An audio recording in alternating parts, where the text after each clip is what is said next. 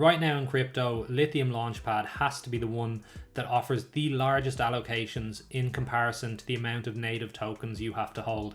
When I initially saw this, I was skeptical on a couple of different levels. So in this video, I'm going to dig right down through Lithium, the Launchpad aspect of the project, and work out whether the risk reward makes sense. And this is something that I think I would be willing to invest my money in personally.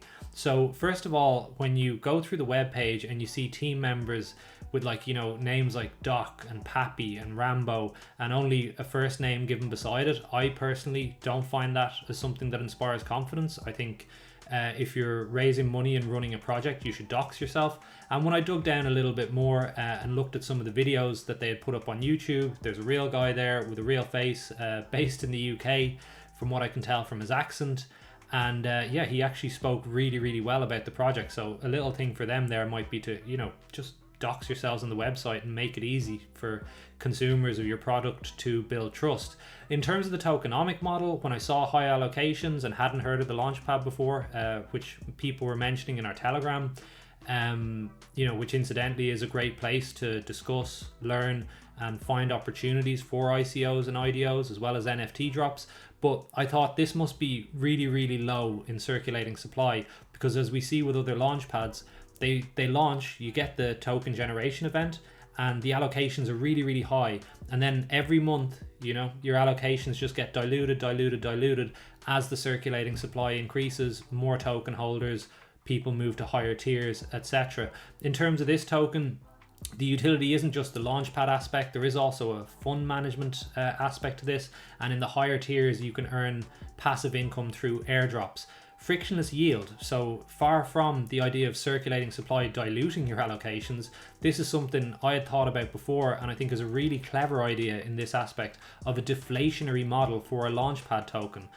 So every transaction when you buy or sell this token, 3.5% goes to holders' wallets, 1% goes to the dev wallet, and 3.5% gets burned. It's community driven, so the token provides holders with the right to vote on project decisions. There's just under 11,000 holders of the token. The market cap, which I believe, looking at the numbers, is based on current supply, is at about 5.2 million, and the value of the token is in or around 1/10 of 1 cent. If we look at the token distribution here, we can see 80% of the token goes to liquidity with the 8% fee burn on transactions. 5% is in the dev wallet, which obviously will increase as a percentage as 1% of each transaction goes into the dev wallet. The team wallet's at 5%, locked and released quarterly, and 10% is a burn marketing wallet that the token holders can decide what to do with. In terms of the tiers for this Launchpad, you have 4 tiers. The token is EBSC. The starter tier is 200,000 tokens, and that will be a $214 investment to get into. It allows a max investment of $200 in the private sales, which is, absolutely monstrous allocation size. I think you might have to hold, $50,000 or more worth of S-Fund tokens or something to get near $200. Maybe not that many, but, it'd be a fair amount. Then at the investor level, it's 600,000 required, which is a $642 investment. Strategist, $2,675, and Evangelist is just under $7,500 and allows you 2,500 in sales. If you notice here, what's really interesting is that the benefits as you go higher are A, the airdrop for Strategist and Evangelist, and B, when you get to the investor level, you get the management fee discount on fund. But actually, it's like a negative multiplier structure, right?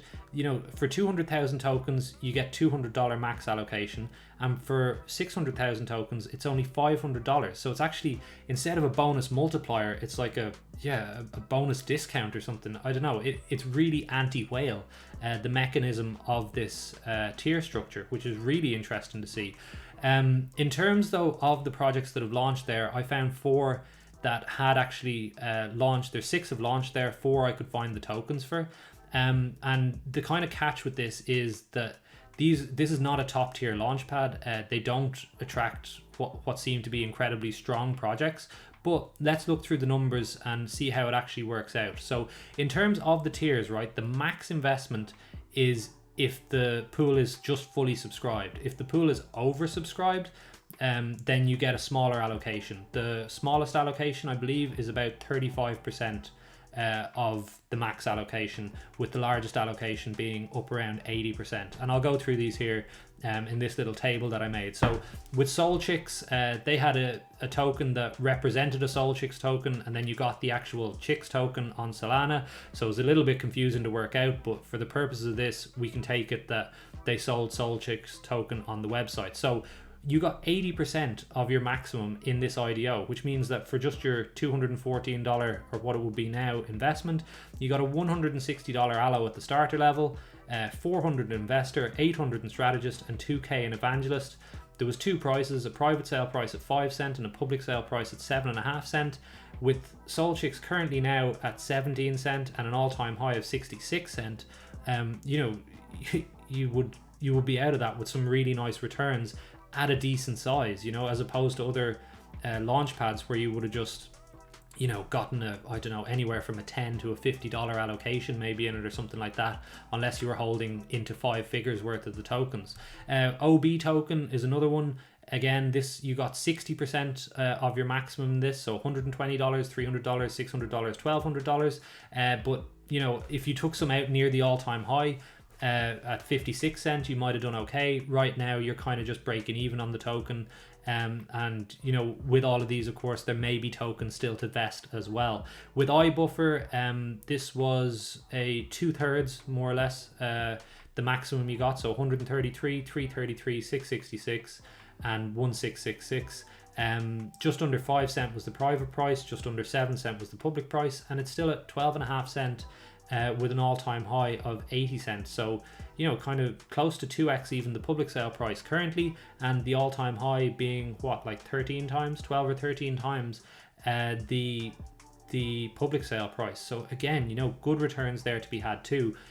Even if I only had a cursory glance at these as projects, they didn't look anything spectacular or anything like that. Obviously Soul Chicks was well known and done on a load of launch pads, but I found personally the fully diluted valuation there to be way too high. But hey, the market's telling me I'm wrong, because the price is currently still above the IDO level. In Vice World, this was the lowest one. You got 40%. Vice World is like a sort of OnlyFans on-chain kind of thing run by a porn star. So yeah, it was interesting to look at that one. Starter $80, investor $200, strategist $400, and evangelist $1,000. Two prices again, just over half a cent for the private price and 0.6 of 1 cent for the public price. It's still at 1.5 cent, which is 2.5x the public sale price, and the all-time high was 70 cent, which is a huge gain there if you manage to get any out at that level.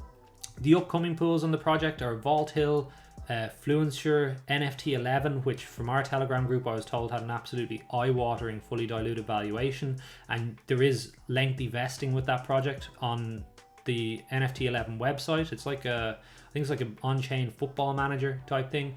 On their website, you can actually buy the token for slightly more expensive and have no vesting. So there is, alternatives there as well, and Legion Network too.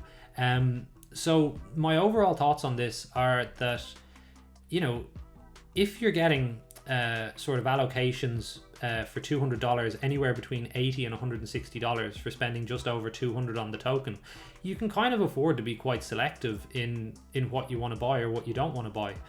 You don't have to take every project on this. I wouldn't recommend that as a good idea necessarily, especially as the market's taken a dip. But holding those tokens does give you an opportunity to get into large allocations, and if this Lithium Launchpad can actually land a big IDO, you would also see a significant increase very quickly in the price of the EBSC, or what was it called, the EISC token itself. So for me, I'm kind of happy to have a punt on this and have a look at like the investor tier, and just sort of see what projects come up if I like the look of them, and I like the vesting schedule in particular, because I think any profit can benefit off initial hype and get a surge in that. But if the vesting schedule is lengthy and you only have a very small unlock at token generation event, you have to kind of gauge whether that small unlock will allow you to take your risk off the table. But for me, definitely worth a go. I'm going to try out the investor tier. I'm going to see how it goes. I do consider it you know, in terms of the projects launching there, not of the highest quality at all. But that's not to say that money can't be made. You know, as long as you're conservative and aggressive with your profit taking in this, you know, I think it's a reasonable opportunity to actually get into a really good sized allocation for sales. So yeah, that's my general thoughts on it. Obviously not financial advice, just bringing you my thoughts. If you want to chat about it more, you know, or learn more about launchpads or ICOs, IDOs in general, hit us up on Telegram and subscribe to the channel, please. Cheers, I'm out, and boop.